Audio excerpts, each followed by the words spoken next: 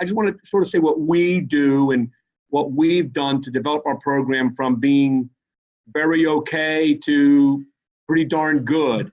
And from the club singing, and some of the things we do, I think have really worked. And when I sat down with some guys who started clubs and sort of said, "How do you do this?" and I get done, they say, "How do you make any money?" And we don't on our club. That's not our goal. Our goal is just to really produce really good players and really good programs through the club. I think the first thing is, and this is something I did not do when I started.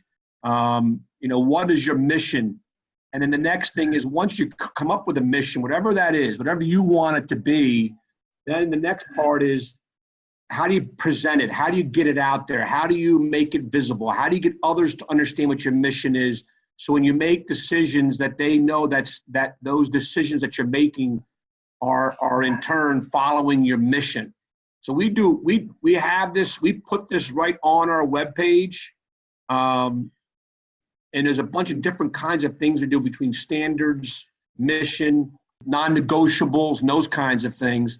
But and our mission changes between the level of what level the kids are playing. So our mission with our third graders is definitely different than the mission of our rising juniors. So we first struggled with that, and we said, look, we're gonna come up with the mission overall, and then one per elementary school, middle school, high school kind of thing. But this is on our website, and I think the next to most important thing is having a mission is one thing. Having a mission that you can follow through with is another. And then everything you do is in support of that mission. If you're not doing that, then the mission has no value to you, or no value to your customers, no value to your players. And I think then things kind of unravel for your program.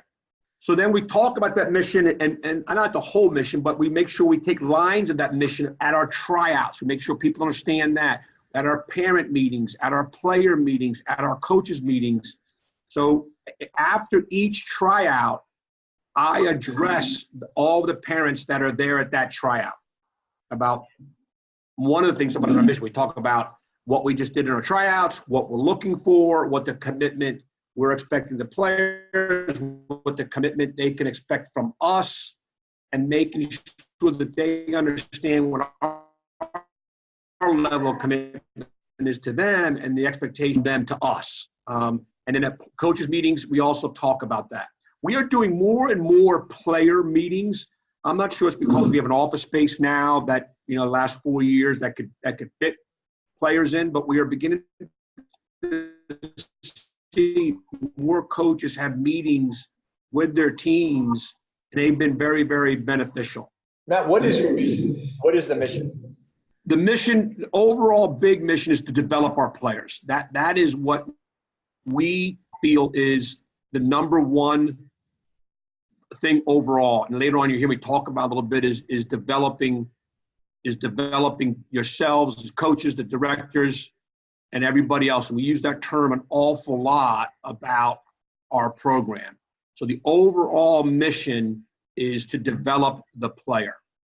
And we talk about developing on the field and off the field. Overall, that's everything, is about developing them as players and developing them as young men to clean up our sidelines, be dressed and ready, be prepared. We talk a lot about doing your homework. So the overall, Jamie, I would say our number one thing is we want our players to be developed and be willing to be developed. I think that's another thing, is that if you're not willing to be developed, this is the wrong program to be in. If you want to play club where you roll the ball out and you play a tournament team, this is the wrong club to be a part of. If you want to be developed, you want to be coached, and I've had to remind our parents at times and our players at times that sometimes a coach getting after you is coaching. I think sometimes parents talked about this fall about question a coach yelling out and pointing out a player made a mistake while the college coaches were there, and that being adverse. And I said, no, that's being coached, and the college coach does not need our club coach to point out when our players do something wrong.